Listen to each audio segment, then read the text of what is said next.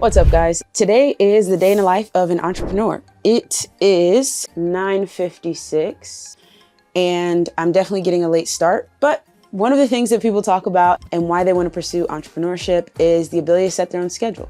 And so I usually get up and get started way earlier. I'm usually up at like 7:30-ish, but last night I stayed up late. I was doing my hair and I was actually doing some work late last night. And so I slept in a bit this morning. Just made breakfast. And yeah, I'm gonna bring you guys with me as we get out of the house and get to work today. So while I eat breakfast, let's go back to a night as an entrepreneur. I need those confirmed so that I can send it to Yes. Okay, I'll try to do that tomorrow morning. This is a day in the life of an entrepreneur. And we're actually starting at 9:14 p.m. the night before. Because when you're an entrepreneur, you don't really like just work hours. All right. Breakfast is done. Had some oranges, potatoes, and like onions and peppers from Trader Joe's. Chicken sausage, hard-boiled egg. Now it's time for my supplements. And we are going to head out to the place that I like to work when I feel like getting out of the house.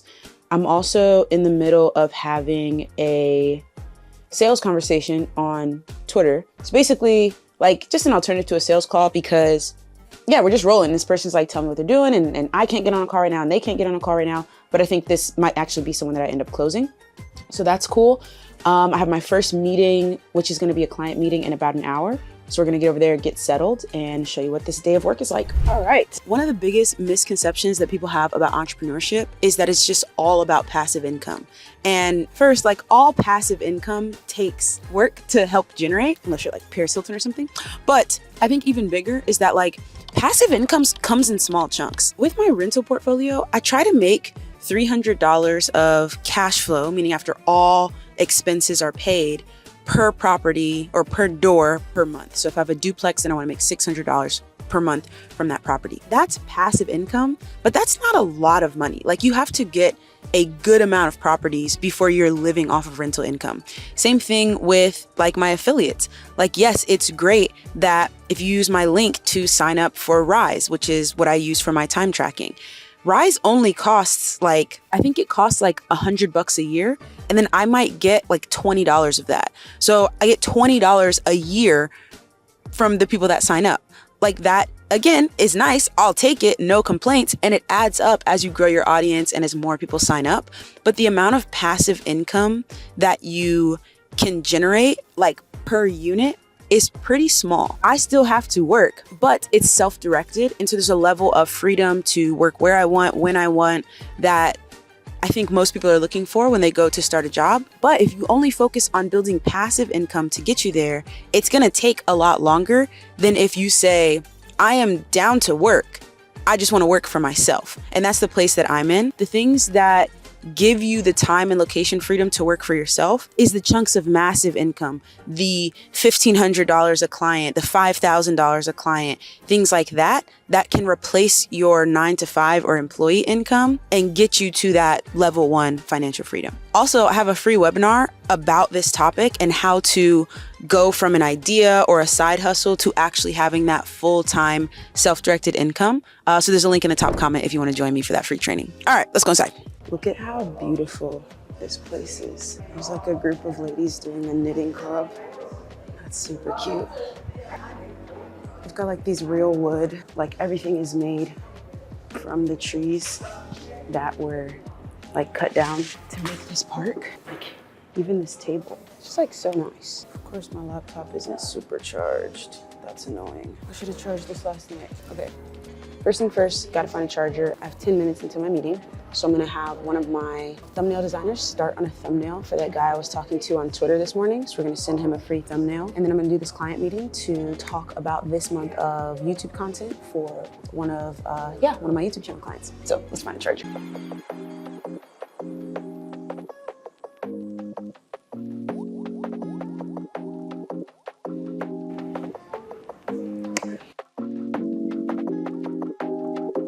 Hey man, what's up? Thanks for rescheduling. But I hate seeing you in this tennis shirt. So I got this pickleball shirt on. Whew.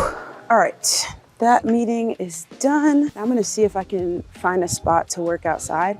I'm so mad. I packed a whole lunch I made a sandwich.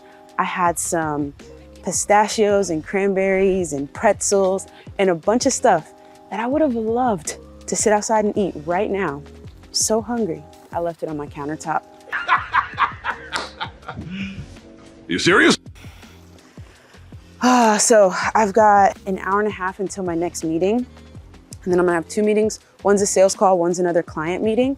I try to batch like my client meetings onto the same days. I'll take sales calls any day, but I try to do client meetings on the same day. So this is really a meeting day, which would have been really nice to have my lunch and sit out here and kind of just get a little bit of other stuff done in between those. But I think I'm just gonna go home for my last 2 meetings. I'm gonna work for a little bit longer here, find a quick spot, and then go home and take my meetings there so I can eat. Tragic. Hey, busy. On the cold emails, does it look like they're bouncing again, or what are you seeing? We gotta do something because I don't want the domains to get all banned and whatnot. Okay, you're gonna work on that? Okay. How's the script going for the LinkedIn generated leads? Okay. All right, you got anything else for me now? Okay. All right, thank you. I got a new phone. Ugh. Because my last phone broke. It's like an iPhone 12 or iPhone 13. I always wait as long as I possibly can to get a new phone.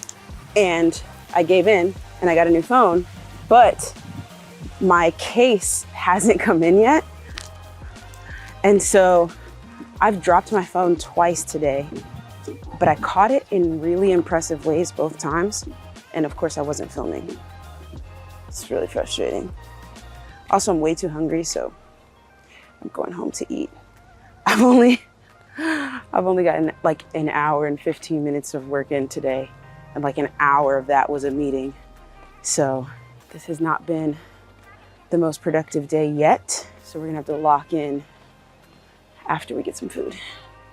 We're home. We've got our lunch. So now I need to lock in. I'm filming this on October 1st, so it's probably kind of dangerous.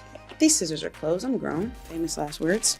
Okay, see, look, I had pretzels, I had pistachios and cranberries, Trader Joe's apple sauce, and a sandwich. Okay, so first day of the month means that it's time to review all of last month's financials and content performance and all of that good stuff. And I had a video that I posted yesterday. It's this video right here. I will link it down below, about how one of my tenants went missing. And this was a tenant that lived in the back garage apartment of this property that I had done a complete renovation on. There was a 3-bedroom, 2-bathroom in the front and then a studio apartment in the back.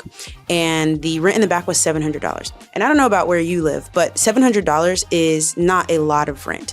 Like, that's a relatively low priced property. Now, the rent in the front house, I think, was like $2,000 or something like that, maybe even more for the 3-bedroom, 2-bathroom. And the reason I'm saying all of this is because this person who rented the back house absolutely trashed it. And we found out that the reason he went missing is because he got arrested and he was incarcerated.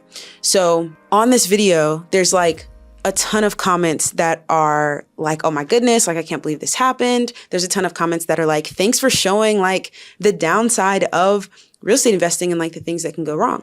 And then there's also a ton of comments that are like, oh, you're so dumb. Like, you don't know what you're doing. Like, why would you ever rent that for $700? Like, you should have rented it for $1,500 or for $2,000 to make sure that, you know, the person would be like an upstanding citizen. For one, that's just not how things work. Like, you can't just rent a garage apartment for whatever you think you want to get for it. Like, if you try to rent that for $2,000, it'll just sit empty forever. Because anybody who has $2,000 to spend on rent, when comparable rents, when $2,000 in this area can also get you a 3-bedroom, 2-bathroom, why would they ever go for a studio apartment? So that's one. Two is like, I am not trying to, I don't know, like, drain every last dollar out of my tenants. Like, I think that studio apartment is worth $700 a month. And that's what I needed to rent for my numbers, but I also think that's what it's worth. And before we had this tenant, we had multiple like college students who didn't want to live on campus, but just wanted a small space to live back there. We had a traveling nurse who lived back there, and we had this guy. And again, I say all of this to say, not that people can't criticize and not that like there were no mistakes made. Unfortunately, he had a clean background check. He had no violent crimes. He had no prior evictions. Somebody was like, you should drug test your tenants. I don't think that's legal. Like, you can't just do whatever you want. Like, and in my lease, we have 12-month inspection. So when the lease is renewed, we'll come by and inspect the property before renewing the lease for another year. This all happened in like 9 months. So there's like all these different things. Again, I say all of that to say the biggest difference that I see between like being an investor or being an entrepreneur and steering your own ship is that like all of the decisions are on you, and you will not make good decisions every single time. Like, you're gonna make mistakes either because you thought about something wrong or you just weren't aware, you didn't know. And it's about how do you respond to those tenants? Like, how do you respond to those mistakes? Like, what questions do we need to put into our tenant screening? As I look at the numbers from last month, like, were we wasting money somewhere, or did we not, post enough content, or did we not get enough sales calls? And what can we do? Like, what adjustments need to be made? If you want to pursue this life of being an entrepreneur and like going out and doing it for yourself, there is a huge positive to being like, I want to grind this month and make $20, $30, $50,000, right? And I'm going to put my head down and I'm going to go for it. I'm going to work as many hours as it takes, and that having an impact on the amount of money that you end up with at the end of the month, right? Like, if you're an employee and you're salaried, you could work 20 hours of overtime, but if you don't get overtime pay, that doesn't mean nothing, right? Like, your employer isn't obligated to pay you more simply because you work more. And sometimes if you work better and faster than other people, they may just give you more work for the same pay. So now you're making less per the amount of work that you're doing, right? So if you want the relationship where more work, more effort, more intelligence means more money, more freedom for you, then entrepreneurship is great. But you also have to come with the flip side that like, you are what everything depends on. So if you don't feel like getting up, if you don't feel like getting to work, if you don't make the right decision, you have to deal with the consequences of that. Hey, how's it going? Hey, how you doing? I'm doing well. Nice to meet you. I'm Lily. How you doing, Lily? Let me connect this dog to this thing. Yeah, you're good. Are you on a walk? Are you guys out on a walk? No. Just bring him outside. Let him play out here because he'll bother me. Mm-hmm. No worries. Where are you calling in from? I'm from Missouri. You're very welcome. Talk to you soon.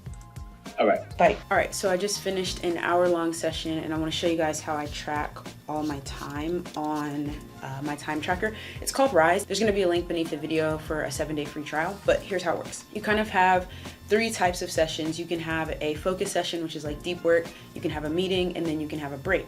And so you can see that today has been multiple meetings. I had some relatively short breaks, and then I just did an hour and 5-minute focus session. Down here, you can choose the type of study music that you like. I like to do lo-fi beats, but they got different stuff, so you can play that directly in the app. And then what I'm about to do is start a new session, and it will track it as you go, or you can set ahead of time, this is what I'm about to do. So just go ahead and log this as this type of session. And so I'm gonna do a 25-minute, and the way I do my projects is I break it up into in the business, on the business, content creation, life, real estate, professional speaking. And then this was a specific product that I was working on, was to build out some passive products, but it's not we finished that already. So these are kind of the main ones that I use on a day-to-day. So this is gonna be an on the business session. And then I can also tag it with a specific category, what am I doing on the business? And I have this category called thinking. And so I'm gonna go take a walk, and it's not technically sitting at my desk work, but I'm gonna log this 25 minutes to be a walk. I'm not gonna be on my phone, I'm not gonna be listening to music, I'm just gonna be walking and thinking about some of the stuff I just worked on and what I need to work on next. So I'll start that, and then it'll time it for me. And yeah, it's pretty cool. So those projects that I was showing you before, you can see the breakdown of how much time you spent on those projects. So if we look at last week, let's say, last week I spent 7 hours and 18 minutes doing stuff that I categorize as on the business. So like moving the business forward, that was 38% of my time. 31% of my time was in the business. This is like just the day-to-day, you know, like running the business today. And then 4 hours on content creation and an hour and a half on life admin. Having a VA, like a personal assistant, is super, super helpful with the life admin stuff because she takes care of most of that. But yeah, that's a cool breakdown to see. And then you can see this is the entire year so far. And so I can see how many hours I worked in any particular month, as well as like what my focus was on. So like April was a huge month where the number one thing I was doing was sales and video conferencing.